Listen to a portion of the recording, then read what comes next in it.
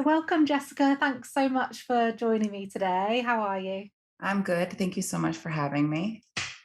I am really looking forward to this topic. I think it's such a deep topic and so important for anyone who, is struggling in relationships or struggling with their anxiety. I think it's such an important thing to discuss.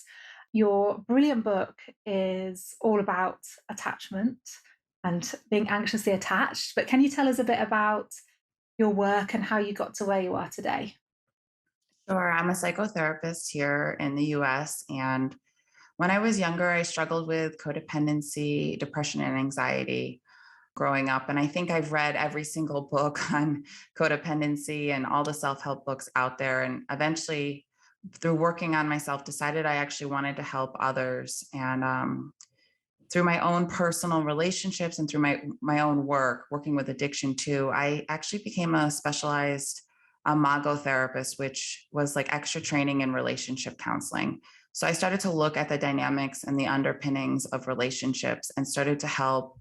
I actually first started to help addicts and their family systems and really helping the family system change. And then I started working a lot with couples and seeing a lot of unconscious things happening and a lot of what we would call trauma bonding and helping couples kind of unpack what was really going on in their relationship. So years of doing that led me to want to share not only my personal journey and what helped me, but also what I was seeing in my private practice work and through my help with helping couples. Yeah, and I think it's interesting that word you used there about trauma bonding. I feel like that's something that people are talking about now. It's like almost like an Instagram term that perhaps a few years ago no one had heard of, and I'm just hearing that all the time. Can you explain what that is and why we might experience that? Yeah, and I think it's seen as a really negative thing, and it can be really negative. It's when you attach to someone and you repeatedly find yourself in cycles.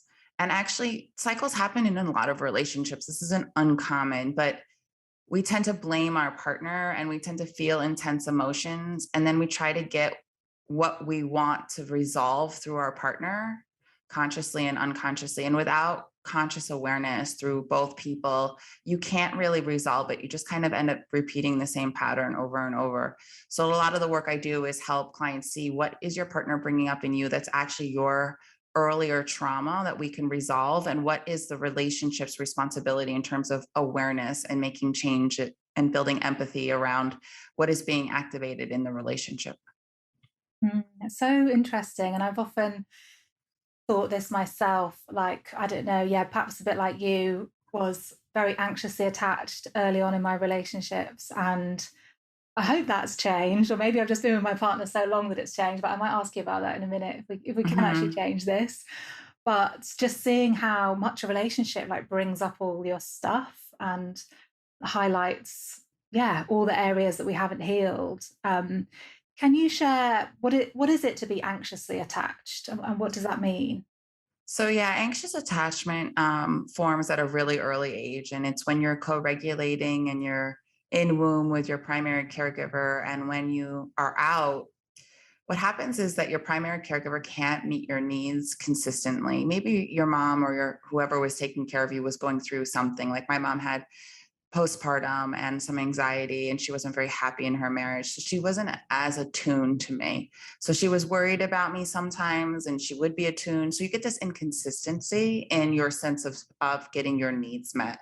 So you're always feeling like the shoe might drop, or there's a hypervigilance around abandonment or being left. And so that core wound gets played out in many different strategies later in life, and you might not even be aware of it. So it's like when someone doesn't text you back right away and you have powerful sensations come over you, or you're always assuming the worst case scenario, or you're super empathetic and sensitive to the external world, where you can almost sense that something's coming and you tend to think the worst. Sometimes your sense of self can be a little bit lower, like you can have a lower sense of self-esteem, which is also a developmental strategy.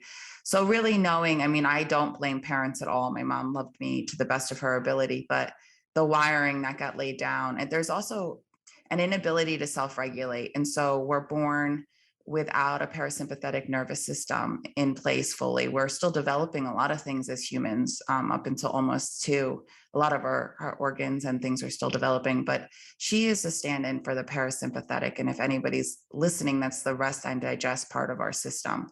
So her ability to self-soothe us and co-regulate with us is what develops the neural pathways for us to self-regulate. So if we don't get that properly, when we go up, we don't know how to regulate our nervous system. We don't know how to regulate our feelings that well. So we need to lean on others. People always think anxious people are dependent, and they have to be until they get proper co-regulation and they build proper healthy interdependency and lean on the right support to internalize and rewire that part of their brain, because the missing link is self-regulation, and that's not their fault.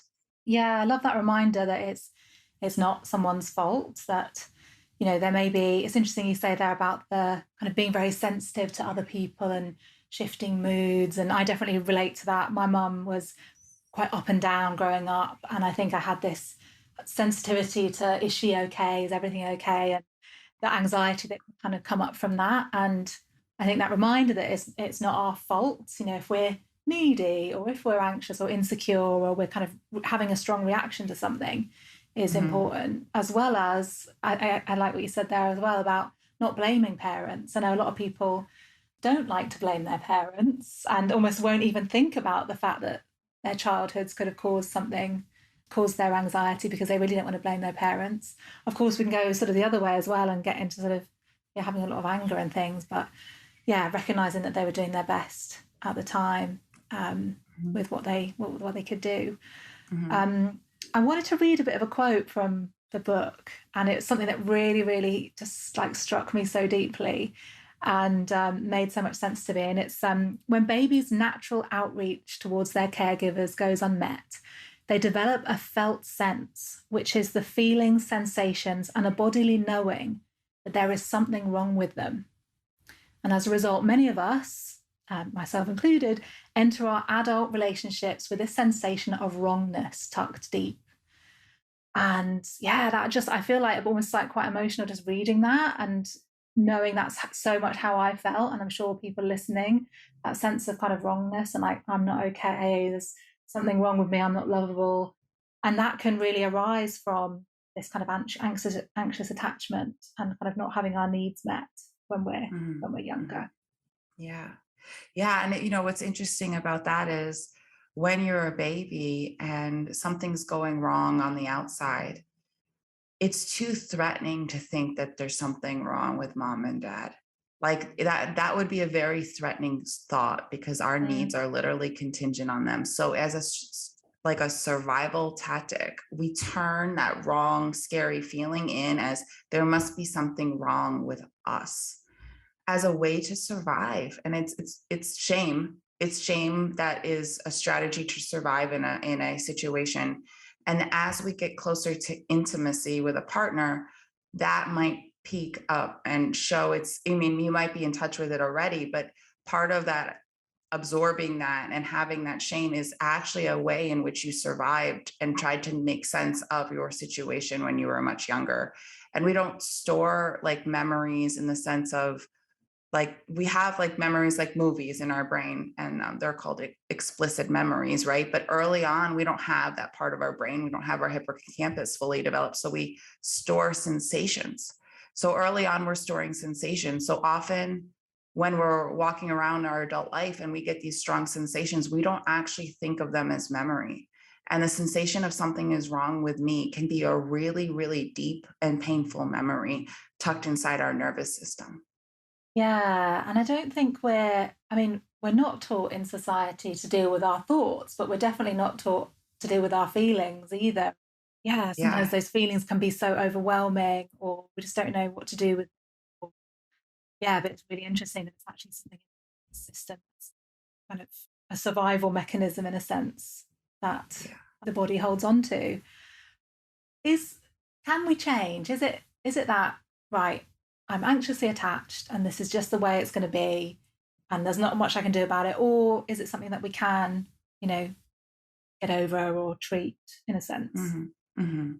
That's a really good question, and I think yes, you can earn security. You can work your way towards earned security, and we're always developing as humans. We're always going to reach out for safe, nurturing attachment, and I talk about this a lot in my book. So you can rewire your brain at any age, and thank God for that. And find new people and do the work with safe people and start to understand what's going on. The only caveat I will say is that it's almost your brain is still wired for anxiety as a default, but you start to learn and expand your window of tolerance and being self-full, which I talk about in my book. And then you start to have options and you start to shift and you start to build the new wiring for the capacity to be uncomfortable, and the capacity for change starts to get laid down. I almost describe it as if I was at my house and you were across the street, and every day for the last 30 years, I've been walking the same path from my house to your house, and this path was anxious. And so now through the work, we're going to learn a new path in the snow. I should caveat the word in the snow. Now we're learning a new path in the snow, and you and I need to keep forming this new pathway together over and over again so that we choose the other pathway. That's kind of like what rewiring is like. So on a really bad day with a lot of cues, I might go down the old path, but with enough practice and enough support and enough healing, we will choose the new pathway. We will start to build new pathways. So it takes time, but it is absolutely, I mean, I have experienced it myself, rewiring a lot of that and expanding my ability to be uncomfortable and to have other choices and to let healthy support in, not just to help let people in to help me, but to internalize new healthy people inside of me to give me more resources from within. That's a big part of the book is we internalize our parents, which is okay, but we have to re-internalize loving conditional people in the here and now and take in their essence, which is also a process that takes time to kind of imagine those people around you and giving you advice and what it feels like to be around safe systems, and taking that in and internalizing that long enough, you're likely to pick the other pathway. You're going to expand your options. It sounds like it's a process and something that we, may have to continue kind of reminding ourselves or working towards. Hmm. I wonder if we get a sense like sometimes that healing is just like this thing that happens instantly and then we never have to experience that again. But it's almost like more realistic, I think, to think of it as you've described, and kind of improving our or increasing our capacity to feel things and learning about ourselves. Um, I know you do talk about self-fullness in the book. Can Hmm. you share what that is?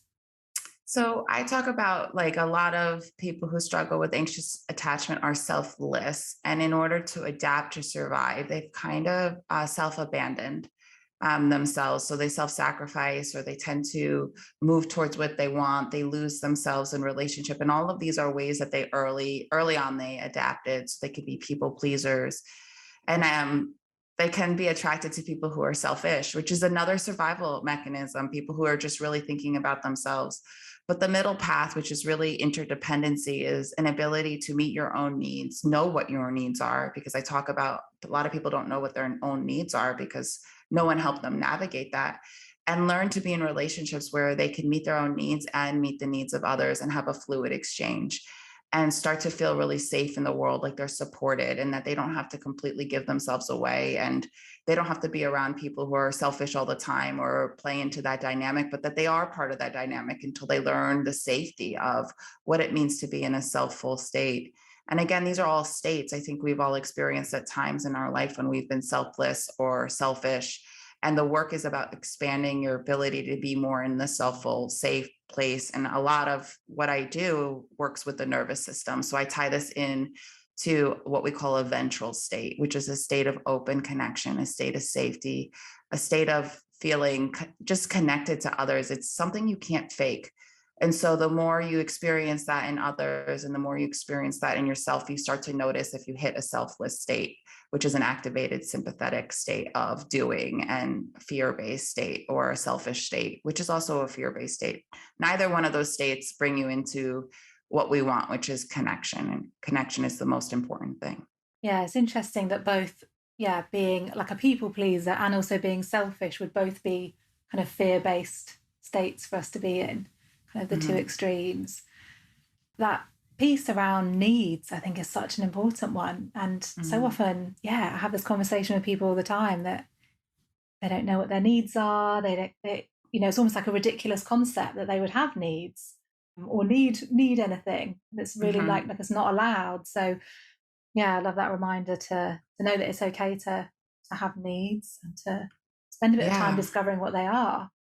I remember a time in my life. I mean, your parents really have to be curious about you and help you to navigate your inner world in order for you to understand your needs. But I remember a time in my life in my 20s, actually, 20s, maybe even 30s, but earlier. But I remember turning to a friend and I was like, do I need to go to a yoga class tonight? Do I need this? Do I need that? And she would sit there and she'd help me figure it out because there's all those people out there that are like, set boundaries, take care of your needs. But if you are selfless, there's a good chance you're really either you have been too scared and you have been meeting other people's needs unconsciously just to survive.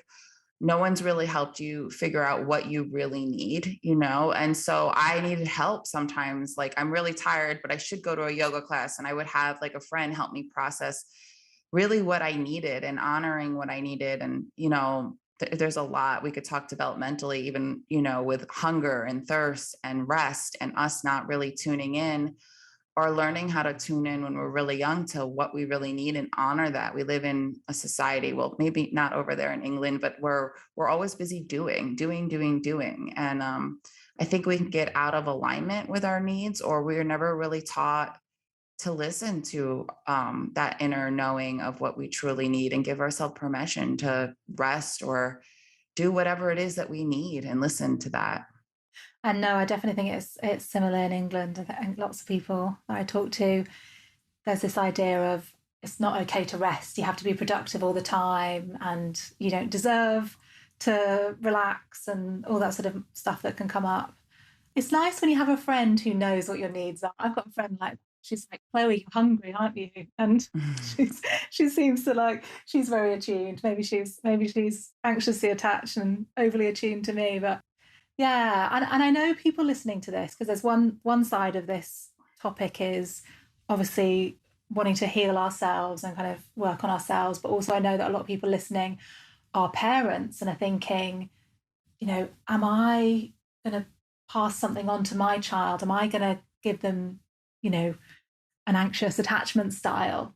And I wonder what you would say to parents who are listening to this and kind of what advice you might give in terms of that. Well, if don't worry too much about it. But if you are concerned about that, just kind of starting to learn a little bit about your nervous system, trying to eliminate some stress in your world if possible, so that when you're with your child, you're not in a fight, flight, freeze response as much.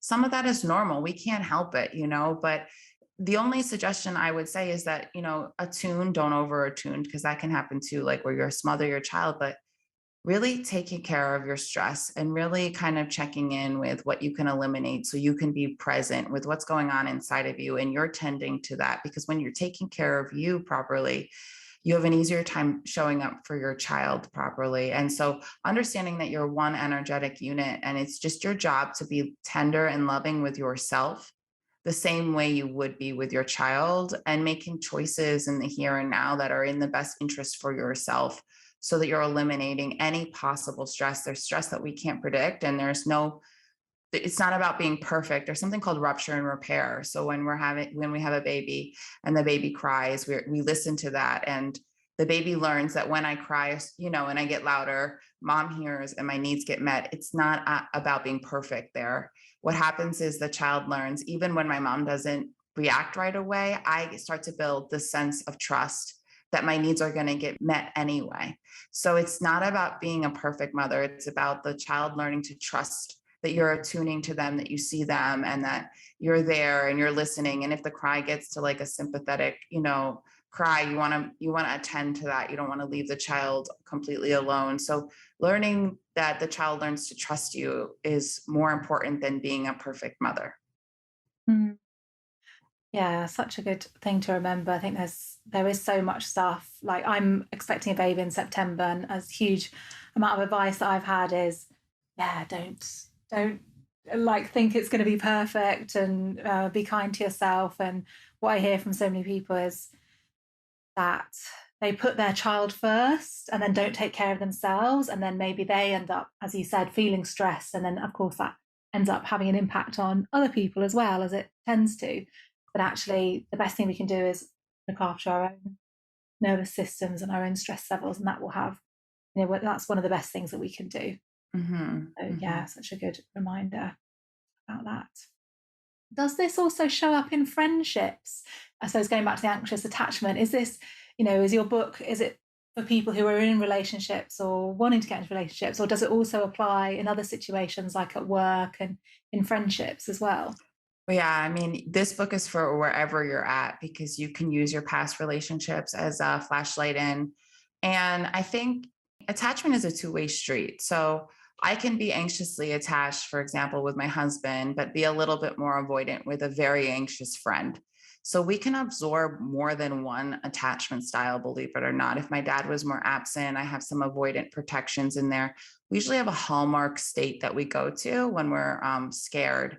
But I think, this book is really for people who are in current relationships, people who are in between relationships. It really is about using your past experiences and your current relationships, and they don't have to be romantic, to start to kind of even just start to see where your core work is, and a path towards healing what was or has been showing up for you in the here and now. And then your future relationships and who you choose or how you relate in your current relationship will change when you start to do this inner work. And I have a piece, chapter 8, I think chapter 8, or yeah, I think chapter 8 is for couples. So a big piece of that, if you're not in a relationship right now, it's how to work through certain conflict and issues that come up. And so it doesn't have to be a romantic partner, but it can be your boss or your best friend. And you can apply those intimacy exercises. Intimacy, they're not sexual, they're about seeing each other and hearing each other in a different way and understanding the nervous system and how they counteract with each other and have a domino effect with each other. I talk about the anxious avoidant dance a lot. So when one person is anxious and reaching out for connection and the other person is more avoided and they're needing to run in the other direction to feel safe, you're really looking at two nervous systems having a chain reaction with each other. And that can happen in any relationship. So understanding some tools around that, understanding how your partner or your boss or your best friend's nervous system works, and how you guys can talk about talking about that in terms of when issues come up, what works for this type of dynamic. So I go through a lot of that. So yeah, I mean, I'm a very spiritual person. I think, relationships are always in transition, and you can do your work anytime you're in a relationship with yourself and with your partner. And if you do the work on yourself, the system's going to change anyway. And so there's nothing holding you back from really doing your own work. You don't have to be in that romantic relationship to do it. In fact, a lot of people are in transition and they don't want to create the same pattern again or pick the same person again. And I talk a lot about the pattern lives inside of you. And so, like, working through that pattern or understanding that pattern so that you don't, when you repeat it, you see it or you respond differently or you have different options in those moments. Because it is so painful when you see yourself in a pattern and you almost like can't believe this is happening again. But actually, doing this work enables you to not get caught in that kind of repeating pattern of, like, say, a relationship that's rubbish or. Right. And I think, it's interesting because, I think that your pattern repeats and there are more forgiving relationships than others. But a lot of people think, especially with our culture, is like, oh, just get rid of the relationship and find someone new. Or some people hang on too long. But I mean, if there's two willing people, or if you do a lot of your own work, what to do will become clear. But getting rid of the relationship isn't always the right solution. If you do your own work, that might be the conclusion that you get to, but you might be hitting so much pain, and there might be an opportunity for you to do more healing, whether or not the relationship works out, before you jump to the next relationship and then hit into the same core wound and the same sensation and the same pattern again. I guess in a world of kind of Tinder and all these dating apps, maybe there is a sense of, oh, I'll just, this is too much hard work. This has kind of made me feel so insecure. It's not the right person. I'm going to get back onto the app. And but actually, perhaps we're working on ourselves internally than trying to change things externally. Totally. I think we're so misinformed about romantic relationships. I think they're hard. And I talk about the stages, and there's the power struggles. I mean, there's the honeymoon phase that can last for a while, but then your core wounds are supposed to come up in your relationship, and it's our job to try and get conscious of them. And being in a long relationship is not easy. I don't know that many people who are being that honest that don't say that they don't hit rupture and repair. That's actually a healthy part of a long-term relationship, and that there are phases and there are times when things are harder. And all of these things are so normal, yet like we go on Instagram and we go everywhere and we see these perfect couples, and no one really talks about their conflict. And people like me who do couples counseling pretty much all week long, or a lot, I see a lot. And it's like, I wish people understood that romantic love hits bumps and it's a progression, and it's about, trying to grow and evolve together as a unit and individually. And that there are periods of uncertainty and periods of uncomfortableness, and all of that is kind of a normal part of getting through to what we call like the more conscious phase. And so it's work. It's Mm. work. Absolutely, yeah. I had like a big argument with my boyfriend like 2 days ago, and it's easy to start to think, oh, how come this is happening? This shouldn't be happening. We should be over this by now. But actually, it is normal for things to come up, and you go through like a readjustment period where you Mhm. both work on things. And yeah, I think it's so important that we remember that relationships aren't easy, and it is almost like the deepest personal development we can have sometimes. I think being in a relationship, you kind of learn about stuff and there's no escape. They literally live with you, so you can't you Mhm. can't hide away. Mhm. I always joke Um, because my husband is, he sleeps with the TV on and he's like a little bit louder than me, and I'm really sensitive. And it's like, you don't think, we've been together for a long time now, but like, you don't think these little things, but it's a constant adjustment to their needs and your needs and compromising needs, and working through that. And there's another human being with completely different things going on inside of them in your physical space. It can bring up a lot of stuff constantly. And so there's work. And I tell couples, because I see couples a lot and they come to me usually in a really bad place, like, we don't spend enough time appreciating the good things, where our mind is primed to point out what's not working and focus on what's not working and try to fix that. And I tell every couple, like, let's focus on a couple of the things that are working before we get into what's not working, because often there's a lot of things that are working that we're not acknowledging enough on a daily basis. yeah, definitely. I guess our brains kind of hone in on the problems and the mistakes, particularly if we're prone to perfectionism or being critical. Our minds can really hone in on those things. But yeah, I need to remember that there's good stuff, all the good stuff that is Mhm. there. You touched on something I wanted to ask you about, which was about when you change. I'm not sure exactly what you said, but I'm paraphrasing. When you change yourself, you change the system of a Mhm. relationship. Because I know a lot of people might be thinking, I'm working on myself. I wish my partner would go and come to couples therapy or go and work on their stuff. But can you say a bit more about, is it that Mhm. we heal ourselves and that changes the dynamic in a sense? Or is that the wrong word to No, that's it's a yes and maybe kind of answer. So anxious people usually want their partner to go do the work with them, and the problem is in the other person as well. And it can be Mm, frustrating because avoidant people don't really want to usually do the work. Anxious people sometimes think the work is doing the work, and sometimes for an anxious person, the work is being in the uncertainty and working through the abandonment wounds and being in the uncomfortableness of not trying to fix everything all the time. And I think it's nice. I do the imago therapy when a couple really wants to come in and get conscious together. That's a beautiful thing. And I always welcome, because your couple energy and with the right support can be a safe haven for you to kind of really work through a lot of these things. But I also think it's very empowering that if your partner can't do the work for whatever reason right now, they don't feel safe enough, they're closed down to it, you still can. And by doing your own work, it's going to shift you, which is essentially going to shift them. So you're going to work through some of the abandonment. You're going to work through some of the uncertainty. You're going to sit in some of the uncomfortability. So you're going to show up differently in that relationship. And therefore, they're going to sense that energetically and they are going to show up. And two things can happen. You can do your work and they might never change. And you might say, okay, I can deal with some of their behaviors because they're not impacting me as hard and focus on the good things. Or this relationship isn't deepening because they're not doing deeper work within themselves. And you might reach an expiration date. And the truth is, when you're at that place, and a lot of people can listen to that and be scared of that outcome.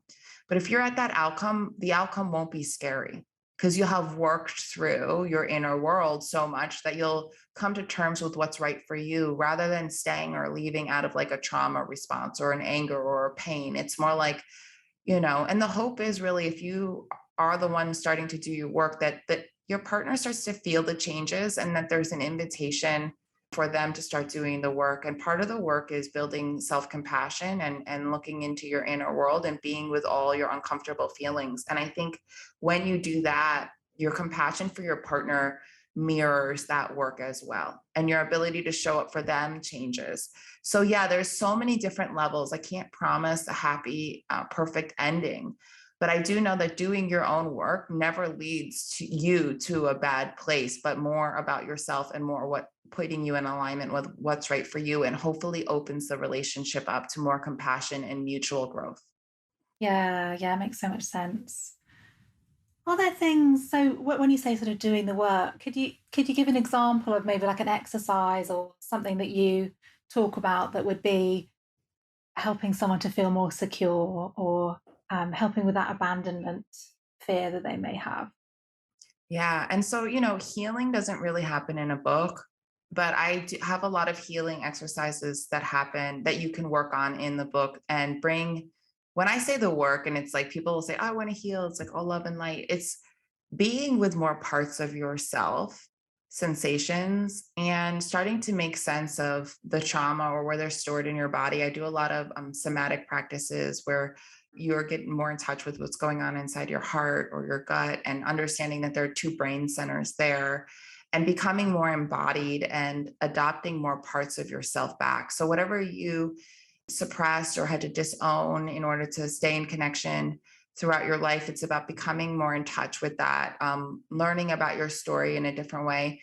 And actually doing the work means being uncomfortable in the presence of someone who can help you sustain some of that uncomfortability and start to understand that it's in that process of being held around some of these painful experiences. And the book talks about internalizing that person. So you don't always need an external person, but it starts there. If you can internalize it, the book helps you do it with that internalized figure. But being with these uncomfortable, scary sensations in the presence of someone who's truly loving and their system is helping you helps you avoid the fear-based things that you're unconsciously avoiding in your life. And so doing the work is basically building an embodiment practice and starting to understand your nervous system differently and being more present with yourself and inviting people who are safe into your world to be more present with you so you can peel back these layers and layers. And often the work is hard. I don't say that to be discouraging. I think when you're doing the work and you're in the middle of it, even though it's hard, you can see it kind of changing within you. So there's a motivation to keep doing it. And you want to keep doing it because you want to free yourself from these automatic reactions that are just incredibly painful. So, doing the work, I provide a lot of meditations to go along with the book to go into your body. And doing the work is doing these exercises and adopting yourself and bringing it also to a trusted friend, a non-judgmental friend who can hold space for whatever it is that starts to come up in you so that you're not repressing all that pain anymore. Yeah, it's nice to think that it could be so easy, and we just tick that off our list. I Right, I've know. healed.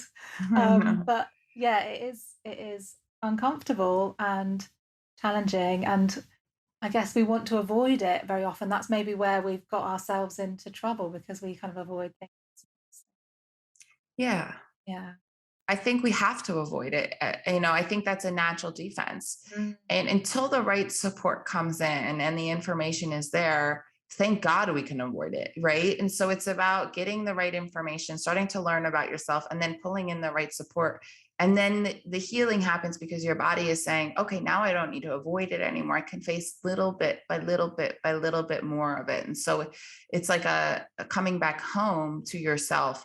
But it's, you need the right ingredients for a sense of safety to be there for this stuff to even surface.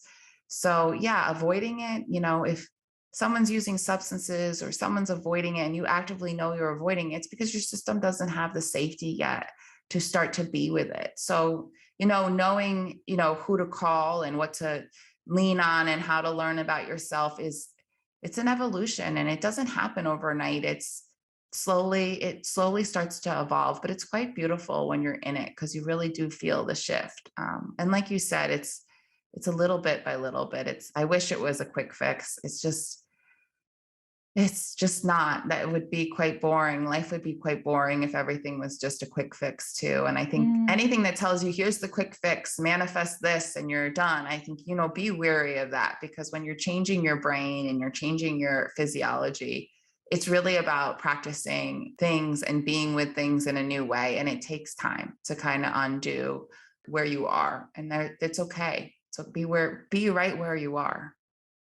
I love that. One question I quite often ask my guests is there anything that you're struggling with in your life? And how are you kind of dealing with I talk about being selfless and selfish, and sometimes I struggle with feeling selfish and being selfless and not knowing exactly still. Like I'm in book launch phase, and I've put a lot of other relationships on hold and I can't show up quite as much, and I'm putting a lot of energy into this, and I think I have had a history of workaholism as a protector or a safe place for me. So learning to say no and be more in my feelings when it's just so easy for me to say yes because so many opportunities come my way, and learning to keep balance in my own life and be honest with myself around what is upsetting me or what I don't like, instead of just burying myself in more exciting work and more exciting opportunities, just like taking that time to sit with whatever is really coming up and not getting constantly. I have to kind of remind myself, don't go back into that doing mode where your schedule's too packed and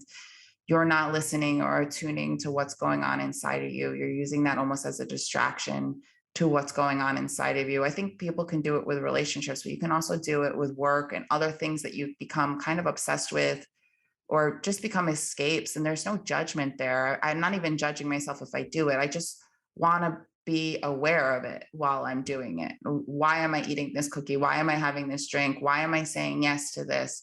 What do I really need? Am I avoiding something right now? So I find myself right now through this phase, I'm not burnt out, but trying really hard to keep balance, as I try to get this book out there because I love it so much and I feel so good about it, and doing it justice in terms of really putting it out there, but also honoring that, like, I can't drop everything in my life, or I need to pace myself in this process, and learning what things to say no to and what things to say yes to is kind of something I'm working on right now. Yeah, thanks for sharing that. I'm sure there's so many people listening that can resonate with that. The kind of we're hearing so much about burnout and this so many different competing demands and yeah, it's all very overwhelming, I think. And yeah, I love the idea of yeah, trying to find that balance Hmm. and reflecting and having awareness of what's going on. Yeah. Are there certain sort of practices or things that you do to maintain your own mental health? The things that you Yeah, I mean, I see a therapist every week, just about, and she's amazing. I believe wholeheartedly in the work that I do. And I also believe as a therapist, you should always be kind of doing your own work. That doesn't mean that I've been in therapy my whole life, or there's periods where I'm not, and there's periods where I am. But I do see a therapist, and she does make me sit in my sensations and doesn't let me overanalyze. As a therapist, I can analyze a lot, and I do a lot of yoga, and yoga was actually something that was really hard for me in my 20s. I didn't like being in my body. I was really uncomfortable with my body. And over the years, it's a practice that helps me just on so many levels. Just even on the days, I remember this winter, my Instagram got hacked by by Russia, and I like things were falling apart, and there was all this stress around me. I just went to yoga every night for like 2 weeks straight, and I had stopped going because of COVID and things.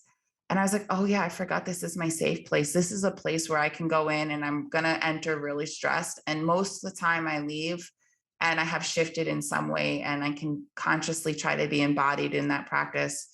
And there's something about yoga and me needing to be embodied and in my body and surrender to whatever the feelings are coming up, that it just really helps my type of personality. And so I make it a practice to get there a couple times a week. Yeah, how nice to have a practice that works for you and you can find that flow with it. And yeah, so Hmm. important. Yeah, a lot of what you said, talking about, coming back to the body and being embodied and connecting with our Hmm. with our physical selves, how important that is. So thank you so much for everything you shared. It's such an interesting topic. And yeah, I hope everyone's going to buy this book and feel more secure in life and love as a result. Can you share a bit about where they can buy the book and any other links or social media accounts you want to share? Yeah, and I Where don't they know can if find it? the UK publishers gave you any link, but there's a UK, it's on Amazon UK, and it's Anxiously Attached, Becoming More Secure in Life and Love. And maybe they can shoot over. I have a link on my website for Amazon for UK purchasers. And you can find me, Jessica Baum, LMHC. BeSelfful.com is my website. There's a page for the book, there's a page for Australia and UK people on the book's landing page. And then you can just go to Amazon and purchase the UK book right there. So it's super easy. And there are other distributors, and I wish I knew them offhand, but they are on my page. There are other Great. places, other vendors in the UK that are, that will have the book. Amazing. Thank you so much for everything you shared. It's been brilliant.